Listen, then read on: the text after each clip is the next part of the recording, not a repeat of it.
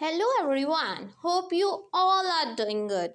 सो जैसे कि आपको पता है हमारा स्टैटिक्स का पेपर है नेक्स्ट। तो स्टैटिक्स के लिए ये जो टॉपिक है कोरिलेशन, इसमें 2 वीडियोस मैं ऑलरेडी अपलोड कर चुकी हूँ।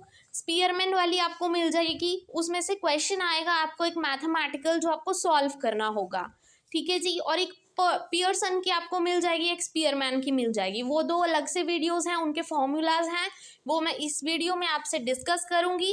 बाकी उसको सॉल्व कैसे करना है, क्वेश्चन कैसा आएगा, वो आपको उस वीडियो में मिल जाएगा जो प्रीवियस वाली है। आगे भी मैं अपलोड कर दूंगी 1-2 वीडियोस जहाँ पे मैं सम सॉल्व करूंगी जो प्रीवियस पेपर में आए हुए थे।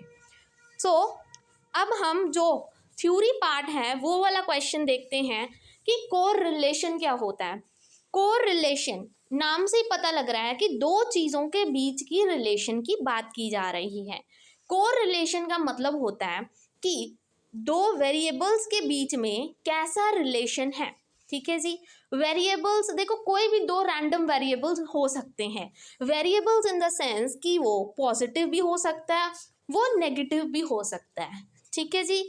0 भी हो सकता है, पॉजिटिव भी हो सकता है, नेगेटिव भी हो सकता है। रिलेशन कहने का मतलब अगर एक वेरिएबल में चेंज आएगा तो दूसरे वेरिएबल में चेंज आएगा ही आएगा। फॉर एग्जाम्पल अगर हम रिलेशन की बात करें तो जो कोर रिलेशन होता है वेरिएबल्स के बीच, वो 2 चीज़ों के बीच में लाई करता है, पॉजिटिव और नेगेटिव, ठीक है जी। मतलब इंटीजर्स भी इंक्लूडेड होते हैं, वो +1 टू -1 तक होते हैं, ठीक है जी। और जो 0 कोरिलेशन होता है, कहने का मतलब 2 वेरिएबल्स में कोई भी रिलेशनशिप नहीं है। जब 2 वेरिएबल्स में कोई रिलेशन ना हो उसको हम बोलते हैं 0 कोरिलेशन, कि उनमें कोई रिलेशन नहीं है। और जब हमारे पास कोरिलेशन -1 आ जाए, कहने का मतलब कि वो कौन सा हुआ, नेगेटिव कोरिलेशन। और जब हमारे पास कोई कोरिलेशन +1 आ जाए, कोई भी एडिशन में आए, तो उसको क्या बोलते हैं हम, positive correlation.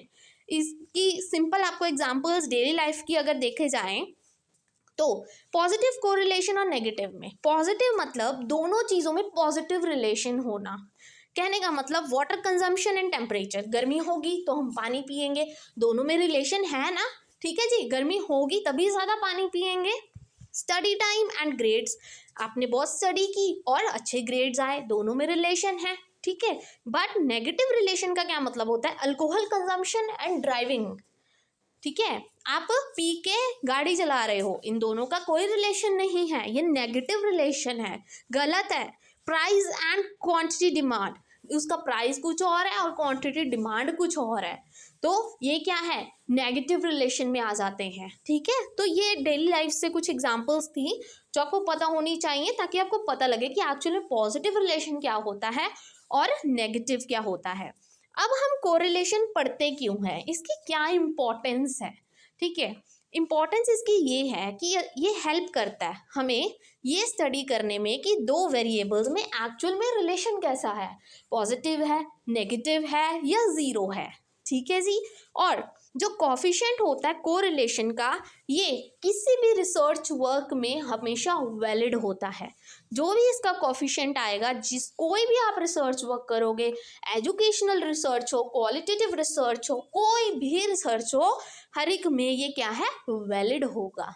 Then it helps in establishing validity और रिलायबिलिटी, वही अगेन फिर से कि वो क्या है, वैलिड है और रिलायबल है। Then it helps to ascertain the traits and capacity of the pupil while giving guidance or counseling. Psychology में भी ये बहुत ज़्यादा हेल्प करता है, जब आप किसी को गाइडेंस देते हो, काउंसिल करते हो, ठीक है, तो उसमें क्या है, आप वेरिएबल्स रिलेशंस देखते हो, तो उसमें भी इम्पॉर्टेंट है।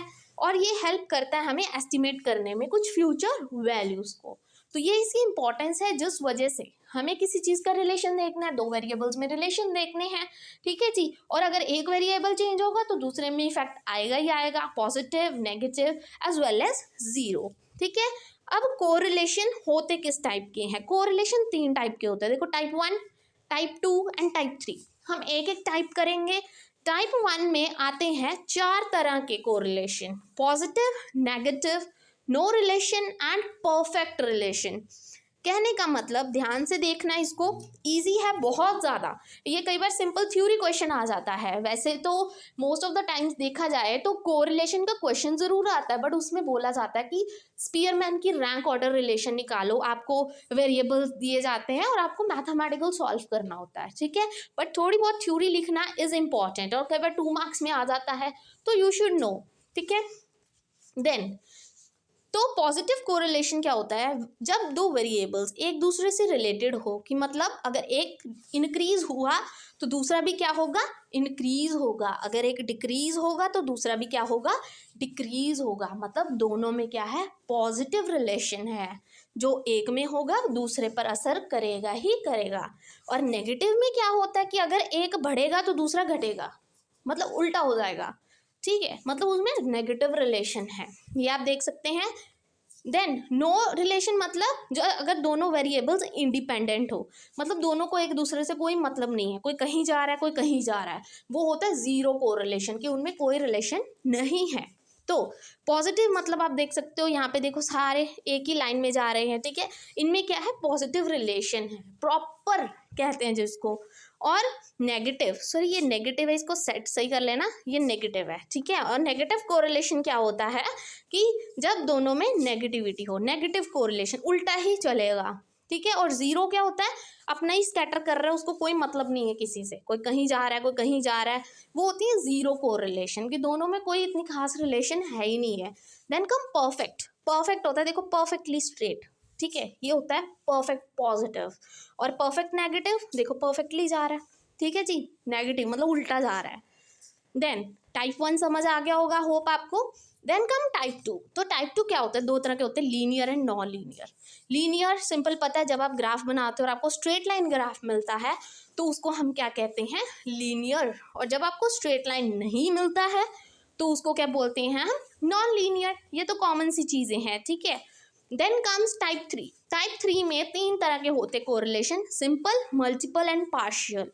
तो इसमें क्या होता है, सिंपल मतलब जिसमें एक डिपेंडेंट वेरिएबल तो होता ही है, मतलब किसी ना किसी पे डिपेंडेंट, और दो क्या होते हैं, इंडिपेंडेंट होते हैं, मतलब डिपेंड नहीं करते। ये सीधी सी डेफिनेशन है, आपको लर्न होनी चाहिए, ठीक है जी। और मल्टीपल में भी क्या होता है, एक डिपेंडेंट तो होता ही है पर मोर देन वन इंडिपेंडेंट होते हैं। मतलब सिंपल है, सिंपल में क्या होता है, एक डिपेंडेंट दो इंडिपेंडेंट।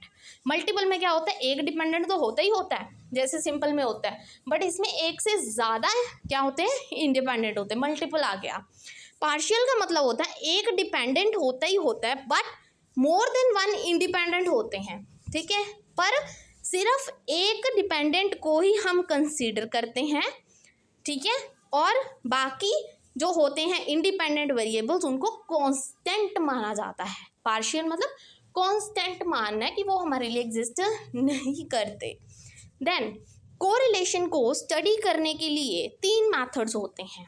एक तो स्कैटर डायग्राम मेथड हो गया, एक पियर्सन कोएफिशिएंट मेथड हो गया, और एक Spearman rank order correlation method हो गया।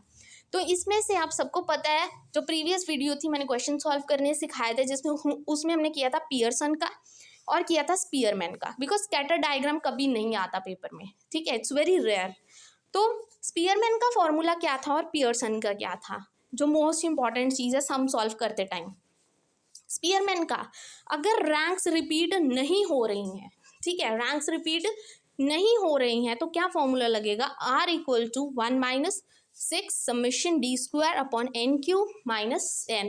अगर रैंक्स रिपीट हो रही हैं तो कौन सा लगेगा, R equal to 1 minus as it is सारा लगेगा, बस ये चेंज आएगा, बाकी सारा सेम लगेगा। देन पियर्सन में क्या आता है, उसमें ये सारा फॉर्मूला लगता है। और ये फॉर्मूले लगेंगे कैसे, वो आप जब उस वीडियो को देखोगे, सम सॉल्व करोगे खुद से, तो आपको पता लगेगा। बाकी आपका 2 दिन बाद एग्जाम है तो साइड बाय साइड में वीडियोस डालती रहूँगी और आप भी क्वेश्चन सॉल्व करते रहना और आपको भी थोड़ा आइडिया होता जाएगा, ठीक है जी। I hope today's video is useful for you. Thank you very much and please don't forget to like and subscribe my channel.